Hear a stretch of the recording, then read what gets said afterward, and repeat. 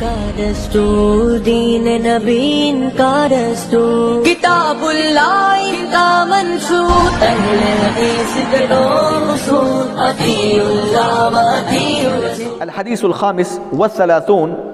عن أبي هريرة رضي الله عنه قال قال رسول الله صلى الله عليه وسلم لا تحاسدوا ولا تناجشوا ولا تباغضوا ولا تدابروا ولا يبيع بعضكم على بيع بعض وكونوا عباد الله إخوانا المسلم أخو المسلم لا يظلمه ولا يخذله ولا يكذبه ولا يحقره التقوى ها هنا ويشير إلى صدره 3 مرات بحسب امرئ من الشر أن يحقر أخاه المسلم كل المسلم على المسلم حرام دمه وماله وعرضه. ابو ہریرہ رضی اللہ عنہ کہتے ہیں اللہ کے نبی علیہ السلام نے ارشاد فرمایا ایک دوسرے پہ حسد نہ کرو، ایک دوسرے کو دھوکہ نہ دو، ایک دوسرے سے بغض نہ رکھو، ایک دوسرے سے پیٹ نہ پھیرو، اور تم میں سے کوئی آدمی ایک دوسرے پر خرید و فروخت نہ کرے. تم سب کے سب اللہ کے بندے اور بھائی بھائی بن جاؤ. ایک مسلمان دوسرے مسلمان کا بھائی ہوتا ہے، نہ وہ اس پر ظلم کرتا ہے، نہ اس کو بے یار و مددگار چھوڑ دیتا ہے، نہ اس کو جھوٹی باتیں بتلاتا ہے، نہ اس کو حقیر سمجھتا ہے. تقوی یہاں ہوتا ہے، یہاں ہوتا ہے، یہاں ہوتا ہے. اللہ کے نبی صلی اللہ علیہ وسلم نے 3 مرتبہ اپنے سینے کی طرف اشارہ کرتے ہوئے کہا کہ تقوی سینے میں ہوتا ہے، دل میں ہوتا ہے. کسی بھی آدمی کے برا ہونے کے لیے یہی بات کافی ہے کہ وہ اپنے مسلمان بھائی کو حقیر سمجھنے لگ جائے. ایک مسلمان کا دوسرے مسلمان پر اس کا خون، اس کی عزت، اس کا مال حرام قرار دے دیا گیا. یہ صحیح مسلم کی روایت ہے. حضرات اس حدیث کے راوی ابو ہریرہ رضی اللہ تعالیٰ عنہ ہیں، جن کا مختصر تعارف آپ کے سامنے اس سے پہلے گزر چکا ہے. اس حدیث کے مقام اور مرتبے سے متعلق امام جردانی رحمہ اللہ کہتے ہیں ھذا حدیث عظیم الفوائد ومن جوامع کلمہ صلی اللہ علیہ وسلم. کہتے ہیں کہ یہ حدیث بہت ہی زیادہ اپنے اندر فوائد کو سمیٹی ہوئی ہے. اس حدیث کے اندر پیارے نبی نے بہت سارے فائدے بتلائے ہیں، اور پیارے نبی صلی اللہ علیہ وسلم کے جوامع الکلم میں اس حدیث کا شمار ہوتا ہے. امام نووی رحمہ اللہ اس حدیث کے مقام اور مرتبے سے متعلق کہتے ہیں ما اعظم نفع هذا الحدیث واکثر فوائده. اس حدیث کا کتنا بڑا فائدہ ہے، اس حدیث کے اندر کتنے زیادہ فوائد بتلائے گئے ہیں. حضرات اس حدیث کی شرح سے متعلق آپ کے سامنے کچھ باتیں رکھنا ہے. پیارے نبی صلی اللہ علیہ وسلم نے سب سے پہلی وصیت فرمائی لا تحاسدوا، ایک دوسرے پہ حسد نہ کرو. حسد کس کو کہتے ہیں؟ حسد کے 3 معنی علماء کرام نے بتلائے. سب سے پہلا معنی یہ ہے کہ ایک آدمی کسی آدمی کے بارے میں یہ تمنا کرتا ہے کہ اللہ رب العالمین نے فلاں آدمی کو دین اور دنیا کے اعتبار سے جو نعمتیں دی ہیں وہ نعمتیں اس سے ختم ہو جائیں اور وہ نعمتیں مجھے مل جائیں. اس طرح کی تمنا کرتا ہے. یہ حسد کا پہلا مفہوم ہے. دوسرا مفہوم یہ ہے کہ ایک آدمی کسی مسلمان بھائی کو اللہ نے بہت ساری نعمتیں دین اور دنیا کے اعتبار سے دے رکھی ہیں، ان نعمتوں کے ختم ہونے کی تمنا اور خواہش دل میں کرتا ہے. بھلے وہ نعمتیں اس کو نہ ملیں تب بھی وہ بس یہ تمنا کرتا ہے دل میں کہ سامنے والے مسلمان بھائی کی نعمتیں اللہ تعالیٰ چھین لے. یہ دوسرا مفہوم ہے. تیسرا مفہوم علامہ ابن تیمیہ کے بقول یہ ہے کہ ایک آدمی کسی آدمی کی نعمتوں سے چھن جانے کی تمنا تو نہیں کرتا، مگر اللہ تعالیٰ نے جو نعمتیں کسی بندے کو دیا رہتا ہے ان نعمتوں کو دیکھ کر وہ ناپسند کرتا ہے، وہ ناپسند کرتا ہے دل میں. یہ بھی حسد میں شامل ہے. پیارے نبی صلی اللہ علیہ وسلم نے فرمایا لا تحاسدوا، یہ تینوں معنی شامل ہیں. کہا کہ ایک دوسرے پہ حسد نہ کرو، یعنی کسی آدمی سے نعمتیں چھن جانے کی تمنا اپنے دل کے اندر نہ کرو، چاہے وہ نعمتیں تمہیں ملیں یا نہ ملیں، مگر محض اپنے دل کے اندر نعمتوں کے زوال کی تمنا اور خواہش اپنے دل میں نہ رکھو. اور اللہ تعالیٰ نے کسی کو نعمتیں دے رکھی ہیں،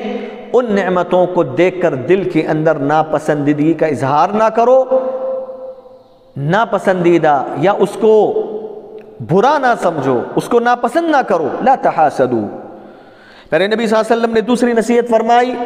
ولا تناجشوا، ایک دوسرے کو دھوکہ نہ دو.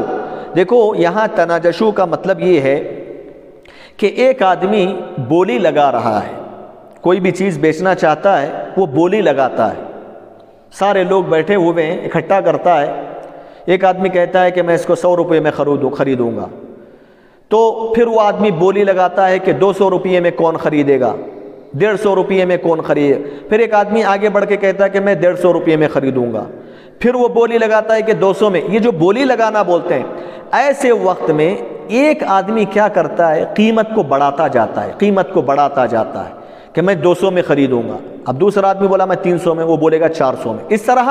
ایک آدمی کیا کرتا ہے، قیمت بڑھاتے جاتا ہے، قیمت بڑھاتے جاتا ہے، لیکن اس کا مقصد اس سامان کو خریدنا نہیں ہوتا، مقصد صرف یہ ہوتا ہے کہ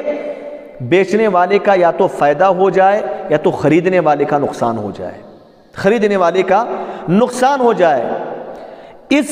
برے مقصد کو لے کر وہ بولی میں اضافہ کرتا چلا جاتا ہے، سامان کی قیمت کو بڑھاتا چلا جاتا ہے، یہ ہے تناجش، یہ ہے نجش۔ پیارے نبی صلی اللہ علیہ وسلم نے کہا کہ اس طرح ایک دوسرے کو تم دھوکہ نہ دو، دھوکہ نہ دو۔ پیارے نبی صلی اللہ علیہ وسلم نے فرمایا تیسرے نمبر پہ وَلَا تَبَاغَضُوا، بغض نہ رکھو، یعنی پیارے نبی صلی اللہ علیہ وسلم نے 2 باتوں سے منع فرمایا۔ پہلی بات یہ ہے کہ سب سے پہلی بات، ایک دوسرے کے درمیان بغض پیدا کرنے والے، نفرتیں پیدا کرنے والے، دشمنیاں پیدا کرنے والے جتنے بھی اسباب ہیں، ان اسباب کے قریب نہ جاؤ، ان اسباب کو اختیار نہ کرو، ان اسباب سے اپنے آپ کو بچائے رکھو۔ دوسرا مطلب یہ ہے کہ فی نفسی تم ایک دوسرے کے سلسلے میں بغض، عداوتیں اور نفرتیں پیدا نہ کرو، اسباب کے قریب بھی نہ جاؤ اور ایک دوسرے کے سلسلے میں بغض اور عداوتیں رکھنے سے اپنے آپ کو بچائے رکھو۔ پیارے نبی صلی اللہ علیہ وسلم نے چوتھے نمبر پر فرمایا وَلَا تَدَابَرُوا، ایک دوسرے سے پیٹ نہ پھیرو، ایک دوسرے سے پیٹ پھیر لینا، ایک دوسرے سے حجر کر لینا، ایک دوسرے کو بات کرنا چھوڑ دینا، دنیا کے معاملات کو لے کر کئی مہینے تک بات نہ کرنا، کئی دنوں تک بات نہ کرنا، یہ پیارے نبی نے اس سے منع فرمایا۔ دوسری حدیث میں آپ نے فرمایا لا يحل لمسلم ان يهجر اخاه فوق 3 لیال، 3 دن سے زیادہ کوئی بھی آدمی دنیا کے معاملے کو لے کر ایک دوسرے سے بات نہ چھوڑے۔ ہاں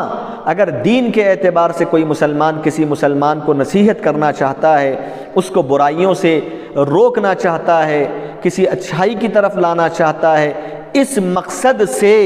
اگر وہ کسی مسلمان بھائی کو 3 دن سے زیادہ بات بھی چھوڑتا ہے، کوئی حرج کی بات نہیں ہے۔ دین کے معاملات کو لے کر نصیحت کے طور پر، خیر خواہی کے طور پر اگر کوئی کسی مسلمان کو بات چھوڑ دیتا ہے، وہاں گنجائش ہے، کیونکہ اس کا مقصد نیک ہے۔ حضرات چوتھے نمبر پر پیارے نبی نے فرمایا وَلَا يَبِعْ بَعْضُكُمْ عَلَى بَيْعِ بَعْضٍ، تم میں سے کوئی ایک دوسرے پر خرید و فروخت کا معاملہ نہ کرے۔ مطلب کیا ہے؟ مطلب یہ ہے کہ 2 لوگ کوئی سامان بیچ رہے ہیں، 2 بیچنے والے 2 سامان بیچ رہے ہیں۔ اب ایک آدمی کسی ایک آدمی کے پاس آ کر کوئی چیز خرید رہا ہے کسی قیمت میں، کوئی سامان، دوسرا بیچنے والا اس خریدنے والے سے کہتا ہے اے اللہ کے بندے تو اس آدمی سے مت خرید، تو اس آدمی سے مت خرید، بلکہ میرے پاس آ جا، وہی چیز میں کم قیمت میں تمہیں بیچ دوں گا، یا اتنی ہی قیمت میں اس سے اچھی کوالٹی اور کمپنی کی چیز میں تمہیں بیچ دوں گا۔ تو کیا کر دیا اس نے، وہاں آلریڈی بے ہو رہی ہے، ایک آدمی بیچ رہا ہے اور یہ بیچ میں جا کر مداخلت کر کے، ابھی وہاں بے مکمل بھی نہیں ہوئی، وہ بیچ میں جا کر اس بے پر بے کر رہا ہے تاکہ دوسرے اپنے مسلمان بھائی کو نقصان پہنچا سکے، جائز نہیں۔ اسی طرح خریدنے کے معاملے میں 2 خریدنے والے جاتے ہیں، اس میں سے ایک آدمی خرید رہا ہے کسی آدمی سے، کوئی چیز خرید رہا ہے، کوئی سامان، مثال کے طور پہ 100 روپے میں اگر وہ خرید رہا ہے، دوسرا خریدنے والا وہ بیچنے والے سے کہتا ہے یا خریدنے والے سے کہتا ہے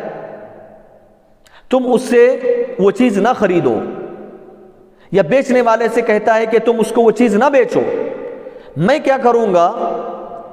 یہ جو خریدنے والا ہے اس سے زیادہ قیمت دے کے وہی چیز میں تم سے خریدوں گا، کیا مقصد ہے اس کا؟ وہ خریدنے والے کو نقصان پہنچانا۔ اب ایک آدمی کوئی سامان خریدنے جا رہا ہے، ابھی اس کی خریداری مکمل بھی نہیں ہوئی، یہ دوسرا آدمی آ کر بیچنے والے سے کہتا ہے کہ اس کی بے کو تم اپنی بے کو فسخ کر دو، اس کے پیسے اس کو لوٹا دو، میں تمہیں وہی چیز زیادہ قیمت پہ خریدوں گا۔ حرام ہے، جائز نہیں۔ یہ دونوں شکلیں، چاہے بائع کے حق میں ہو یا مشتری کے حق میں ہو، دونوں شکلوں میں پیارے نبی نے منع فرمایا، وَلَا يَبِعْ بَعْضُكُمْ عَلَى بَيِّ بَعْضٍ۔ اس کے بعد پیارے نبی صلی اللہ علیہ وسلم نے فرمایا وَكُونُوا عِبَادَ اللَّهِ إِخْوَانًا۔ جب پیارے نبی صلی اللہ علیہ وسلم نے حسد کرنے سے منع فرمایا، بغض کرنے سے، پیٹ پھیرنے سے منع فرمایا، اور ایسی اسباب سے منع فرمایا جس کی بنیاد پر ایک دوسرے کے درمیان نفرتیں پیدا ہوتی ہیں، جب اس سے روکا، پھر اس کے بعد پیارے نبی نے نصیحت فرمائی وَكُونُوا عِبَادَ اللَّهِ إِخْوَانًا، تم سب کے سب اللہ کے بندے اور بھائی بن جاؤ، خیر کے معاملے میں ایک دوسرے کا تعاون کرو، ایک دوسرے کے سلسلے میں رحم دل بن جاؤ، ایک دوسرے پہ محبت کرنے والے بن جاؤ، ایک دوسرے سے شفقت کرنے والے بن جاؤ، رحمت کرنے والے بن جاؤ، محبت کرنے والے بن جاؤ۔ مثل المؤمنین فی توادہم وتراحمہم وتعاطفہم کمثل الجسد اذا اشتکى منہ عضو تداعى له سائر الجسد بالسہر والحمى۔ پیارے نبی صلی اللہ علیہ وسلم نے 6 نمبر پر نصیحت فرماتے ہوئے کہا المسلم اخو المسلم، ایک مسلمان دوسرے مسلمان کا بھائی ہوتا ہے، یعنی دینی بھائی ہوتا ہے، اسلام کی بنیاد پر وہ بھائی ہوتا ہے، اور اسلام کی بنیاد پر بھائی بھائی ہونے کا تقاضا یہ ہے کہ ایک مسلمان بھائی جو اپنی ذات کے لیے پسند کرتا ہے وہی اپنے مسلمان بھائی کے لیے بھی پسند فرمائے، جو اپنی ذات کے لیے ناپسند کرتا ہے اپنے مسلمان بھائی کے لیے بھی ناپسند کرے۔ پیارے نبی نے فرمایا لا یظلمہ، ایک مسلمان دوسرے مسلمان پر ظلم نہیں کرتا، نہ وہ اپنی زبان سے اس کو تکلیف پہنچاتا ہے، نہ اس کے ہاتھ پیر سے اس کو تکلیف پہنچاتا ہے، وہ اس پہ کسی طریقے کا ظلم نہیں کرتا، نقصان نہیں پہنچاتا۔ المسلم من سلم المسلمون من لسانہ ویدہ ولا یخذلہ، اور ایک مسلمان بھائی جب کسی مسلمان بھائی کے مدد کا محتاج ہے تو ایسے وقت میں ایک مسلمان بھائی کو بے یار و مددگار نہیں چھوڑتا، بلکہ اس کی مدد کرتا ہے ہر اعتبار سے، چاہے مال کے اعتبار سے، علم کے اعتبار سے، تجربات کے اعتبار سے، اپنے پاور کے اعتبار سے، جیسے بھی وہ ایک مسلمان بھائی کی مدد کر سکتا ہے وہ کر لیا جاتا ہے۔ مدد کا جب ایک مسلمان بھائی محتاج ہو، ایسے وقت میں ایک مسلمان بھائی کو بے یار و مددگار نہیں چھوڑتا۔ ولا یحقرہ، ایک مسلمان دوسرے مسلمان کو حقیر نہیں سمجھتا، اس کو کمتر نگاہوں سے نہیں دیکھتا، اس کی جہالت کو بنیاد بنا کر، اس کی فقیری کو بنیاد بنا کر، کسی بھی چیز کو بنیاد بنا کر، اس کی بدصورتی کو بنیاد بنا کر اس کو حقیر نہیں سمجھتا۔ ولا یکذبہ، نہ ہی ایک مسلمان بھائی کسی مسلمان کے سامنے جھوٹی باتیں کرتا ہے، جھوٹی خبریں دیتا ہے،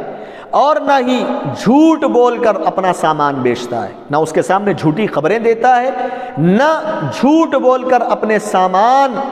اس کو بیچتا ہے، یہ دونوں کام نہیں کرتا۔ ولا یکذبہ، پیارے نبی صلی اللہ علیہ وسلم نے 7ویں نمبر پر فرمایا التقوی ہا ہنا، تقوی یہاں ہوتا ہے، دل کی طرف اشارہ کر کے آپ نے بیان فرمایا تقوی نام ہے اللہ رب العالمین کے اوامر کو بجا لانے کا، پیارے نبی صلی اللہ علیہ وسلم کے اوامر کو بجا لانے کا، تقوی نام ہے اللہ رب العالمین کی حرام کردہ چیزوں سے بچ جانے کا، پیارے نبی صلی اللہ علیہ وسلم کی حرام کردہ چیزوں سے بچ جانے کا نام تقوی ہے۔ پیارے نبی نے فرمایا کہ تقوی دل میں ہوتا ہے، یعنی دل اگر سدھر جاتا ہے انسان کا سارا جسم بھی سدھر جاتا ہے، انسان کے دل میں اگر تقوی نہ ہو انسان کے سارے کا سارا جسم بھی فساد کا شکار ہو جاتا ہے۔ پیارے نبی صلی اللہ علیہ وسلم نے 9ویں نمبر پر فرمایا، 8ویں نمبر پر فرمایا کہ ایک مسلمان کے لیے برا ہونا، بدترین ہونے کے لیے یہی کافی ہے کہ وہ اپنے مسلمان بھائی کو حقیر سمجھنے لگ جائے، اس کی جہالت کی بنیاد پر، اس کے فقر کی بنیاد پر، اس کی مسکین ہونے کی بنیاد پر، کسی بھی وجہ سے وہ مسلمان بھائی کو کم نظروں سے دیکھے، حقیر سمجھے، اپنے آپ کو بڑا سمجھنے لگ جائے، یہ تکبر ہے۔ پیارے نبی نے فرمایا ایسا آدمی سب سے بدترین انسان ہے۔ 9ویں نمبر پر آپ نے فرمایا کل المسلم علی المسلم حرام، ایک مسلمان کا دوسرے مسلمان پر اس کا خون، اس کی عزت، اس کا مال اللہ تعالیٰ نے حرام قرار دے دیا۔ یعنی کسی مسلمان کے لیے جائز نہیں ہے کہ وہ کسی مسلمان کو قتل کر دے، کسی مسلمان کے لیے جائز نہیں ہے کہ وہ کسی مسلمان کے صحت کو نقصان پہنچائے، اس کے جسم کو نقصان پہنچائے، اس کو کسی قسم کی اذیت پہنچائے۔ اسی طرح کسی مسلمان کے لیے جائز نہیں ہے کہ وہ کسی مسلمان شخص کا مال چوری کر لے، اس کا مال ہڑپ لے۔ اسی طرح کسی مسلمان کے لیے جائز نہیں ہے کہ کسی مسلمان بھائی کی عزت پر حملہ کر دے، اس کے عزت و ناموس کو پامال کر دے، اس کو گالیاں بکے اور اس کو گالیاں دے، اس پر لعن طعن کرے، اس کی عزت کو لوگوں کے سامنے اچھال کر اس کی غیبتیں کرتا پھرے، یہ مسلمان کے لیے جائز نہیں ہے۔ پیارے نبی صلی اللہ علیہ وسلم نے یہی تین چیزیں حجۃ الوداع کے موقع پر بھی وصیت کے طور پر بیان فرمائی تھی۔ ان دماءکم واموالکم واعراضکم علیکم حرام کحرمۃ یومکم ھذا فی بلدکم ھذا وفی شہرکم ھذا۔ حضرات، اس حدیث سے حاصل ہونے والے اہم فوائد یہ ہیں کہ پیارے نبی صلی اللہ علیہ وسلم نے اس حدیث میں حسد کو حرام قرار دے دیا، اور حسد کی تینوں تفسیر میں نے آپ کے سامنے ذکر کی، وہ تینوں کے تینوں تفسیر کے ساتھ حسد اسلام کے اندر حرام ہے۔ دوسرا فائدہ اس حدیث سے حاصل ہونے والا یہ ہے کہ اسلام کے اندر دھوکہ دینا حرام ہے، ایک دوسرے کو آدمی کسی بھی ناحیے سے دھوکہ نہیں دے سکتا۔ تیسرا فائدہ یہ ہے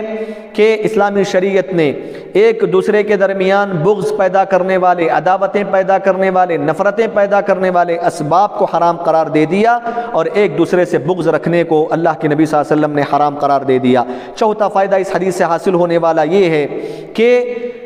مسلمانوں کو چاہیے کہ وہ ایک دوسرے سے پیٹ نہ پھیریں، ایک دوسرے سے اعراض نہ کریں، چاہے جسمانی اعتبار سے ہو یا دل کے اعتبار سے ہو۔ جسمانی اعتبار سے یہ ہے کہ ایک آدمی دوسرے آدمی کے چہرے کو دیکھنا پسند نہیں کرتا، جائز نہیں ہے، حرام ہے، اس طرح نہیں ہونا چاہیے۔ یا پھر لوگ ایک دوسرے سے بظاہر تو ملاقات کرتے ہیں، بظاہر ایک دوسرے کا چہرہ تو دیکھتے ہیں مسکرا کے، لیکن دل کے اندر ایک دوسرے کے سلسلے میں نفرتیں پالے ہوئے ہیں، یہ بھی جائز نہیں ہے۔ دونوں قسم کا تدابر یہ جائز نہیں ہے، حرام ہے۔ پانچواں فائدہ اس حدیث میں پیارے نبی صلی اللہ علیہ وسلم نے ایک دوسرے کے خرید و فروخت کرنے سے حرام قرار دیا، جو میں نے آپ کے سامنے شکلیں بتائی ہیں، چاہے خریدنے والے کے حق میں ہو یا بیچنے والے کے حق میں ہو، دونوں کے حق میں پیارے نبی صلی اللہ علیہ وسلم نے اس بات کو حرام قرار دے دیا۔ چھٹا فائدہ اس حدیث سے حاصل ہونے والا یہ ہے کہ دین کے نام پر، دین کی بنیاد پر، اسلام کی بنیاد پر ایک دوسرے کے درمیان اخوت و بھائی چارگی کو برقرار رکھنا یہ واجب ہے۔ ساتواں فائدہ یہ بتایا گیا کہ ایک مسلمان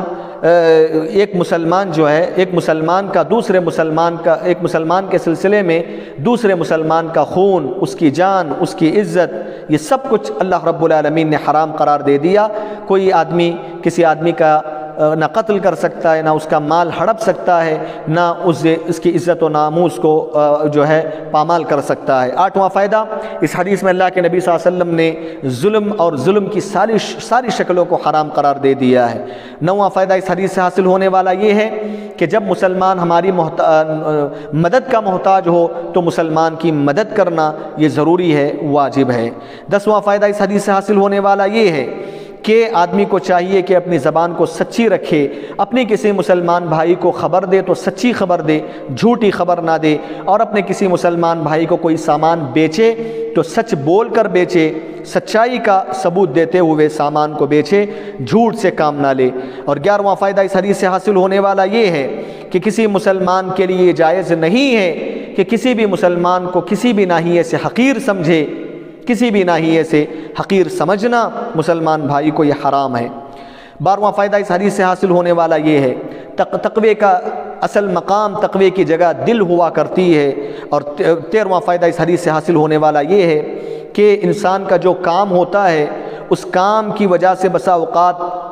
سامنے والے کے دل میں اس کا اچھا اثر پڑتا ہے۔ پیارے نبی نے اشارہ کر کے اپنے دل کی طرف اشارہ کیا، دیکھو تقویٰ یہاں ہے، تقویٰ یہاں ہے۔ بسا اوقات آدمی نصیحت کرتے ہوئے اس طرح اشارہ کر کے نصیحت کرے، اس کا اثر سامنے والوں پہ اچھا پڑتا ہے۔ حضرات، 14واں فائدہ اس حدیث سے حاصل ہونے والا یہ ہے، ان لوگوں پر اس حدیث میں رد کیا گیا جو لوگ یہ کہتے ہیں کہ بھئی ظاہری اعتبار سے عمل نہیں کرتے، جب ان کو نصیحت کی جاتی ہے کہ ایسا نہیں کرنا چاہیے تو وہ کہتے ہیں کہ نہیں، تقویٰ دل میں ہوتا ہے، ہمارے دل میں تو تقویٰ موجود ہے۔ آدمی داڑھی کاٹ رہا ہے، آدمی شراب پی رہا ہے، ظاہری اعتبار سے گناہ کر رہا ہے، جب اس کو نصیحت کرتے ہیں کہ ایسا مت کرو تو وہ کہتا ہے کہ نہیں، تقوی کی جگہ اصل دل ہے۔ ایسے لوگوں کے سلسلے میں اس میں رد کیا گیا اور بتایا گیا، دیکھو اگر تمہارا دل صحیح ہوتا تم شراب نہ پیتے، اگر تمہارا دل صحیح ہوتا تم داڑھی نہ کاٹتے، اگر تمہارا دل صحیح ہوتا تو تمہارا ظاہر بھی صحیح ہوتا۔ الا ان فی الجسد مضغہ اذا صلح صلح الجسد کلہ واذا فسدت فسد الجسد کلہ۔ 15واں فائدہ اس حدیث سے حاصل ہونے والا یہ ہے کہ ایک مسلمان کو حقیر سمجھنا یہ کتنا بڑا گناہ ہے۔ پیارے نبی نے فرمایا کہ ایسا انسان سب سے بدترین ہے، اس کے برا ہونے کے لیے ہی کافی ہے کہ وہ جو ہے اپنے مسلمان بھائی کو حقیر سمجھنے لگ جائے۔ 16واں فائدہ اس حدیث سے حاصل ہونے والا یہ ہے کہ ایک مسلمان کا خون، اس کی عزت، اس کی جان، یہ سب کچھ محترم ہے اسلام کی نظر میں، جس کا احترام کرنا ہر مسلمان کے لیے ضروری اور واجب ہے۔ 16واں فائدہ اس حدیث سے حاصل ہونے والا یہ ہے کہ سارے کے سارے مسلمانوں کو اس بات پر ابھارا گیا کہ سارے کے سارے مسلمان اتحاد کے ساتھ زندگی گزاریں، ایک دوسرے سے محبت کرنے والے بن جائیں، ایک دوسرے سے شفقت کرنے والے بن جائیں، ایک دوسرے کا جو ہے خیر کے معاملے میں تعاون کرنے والے، مدد کرنے والے بن جائیں، ہر قسم کے اختلاف و انتشار سے اپنے آپ کو بچائے رکھیں۔ حضرات، اس حدیث سے بہت سارے قواعد حاصل ہوتے ہیں جو علماء نے استنباط کیا۔ قواعد، سب سے پہلا قاعدہ اخوت کے سلسلے میں جو مستنبط کیا علماء نے، کہتے ہیں الاخوۃ مبنیۃ علی المتطلبات لا علی الادعاءات۔ الاخوۃ مبنیۃ علی المتطلبات لا علی الادعاءات، مطلب یہ ہے اخوت و بھائی چارگی، محبت اور الفت صرف دعووں کا نام نہیں ہے، بلکہ ایک دوسرے کے دلوں کے اعتبار سے جوڑے رکھنا، ایک دوسرے سے محبت کرنا، اپنے دل کے اندر محبت کو پیدا کرنا، ہر قسم کے نفرتوں سے اپنے دل کو پاک و صاف کرنا، یہ حقیقی بھائی چارگی ہے۔ دوسرا قاعدہ، فقہی قاعدہ اس سے علماء نے استنباط کیا، کہتے ہیں الاصل فی دم المسلم وعرضہ ومالہ الحرمہ۔ کسی بھی مسلمان کے خون، اس کی عزت، اس کے مال کے سلسلے میں اصل حرمت ہے، یعنی حرام ہے انسان مسلمان کا خون، جان اور مال، الا یہ کہ شریعت اسلامیہ نے کچھ ایسے حالات بتلائے ہیں جن حالات میں ایک مسلمان کا خون حلال ہو جاتا ہے۔ اس سے پہلے حدیث میں وہ باتیں آ چکی ہیں۔ تیسرا قاعدہ دلی قاعدہ ہے جو علماء نے استنباط کیا، کہتے ہیں اتقاء القلب یثمر اتقاء الجوارح۔ اتقاء القلب یثمر اتقاء الجوارح، کیا مطلب ہے اس کا؟ اس کا سادہ سیدھا مطلب یہ ہے کہ ہم اور آپ کے دل کے اندر اگر صحیح معنوں میں اللہ کا ڈر ہو، تقویٰ ہو، ہمارے جسم کے سارے اعضاء بھی اللہ رب العالمین کا تقویٰ اختیار کرنے لگ جائیں گے، سدھر جائیں گے۔ حضرات، اس کے بعد کی حدیث علی کل حال وقت نہیں ہے کہ میں مزید اس حدیث کو آپ کے سامنے پیش کروں، انشاءاللہ اگلے ایپیسوڈ میں، اگلے ہمارے سیشن میں اس حدیث کو لایا جائے گا۔ اللہ رب العالمین سے دعا ہے کہ رب ذوالجلال ہم تمام لوگوں کو پیارے نبی صلی اللہ علیہ وسلم کی حدیثوں کو سمجھ کر اس پر عمل کرنے اور اس کو لوگوں تک پہنچانے کے اللہ ہمیں توفیق عطا فرمائے۔ آمین وآخر دعوانا الحمدللہ رب العالمین، وصلی اللہ علی نبینا محمد وعلی آلہ وصحبہ وسلم تسلیما کثیرا، والسلام علیکم ورحمۃ اللہ وبرکاتہ۔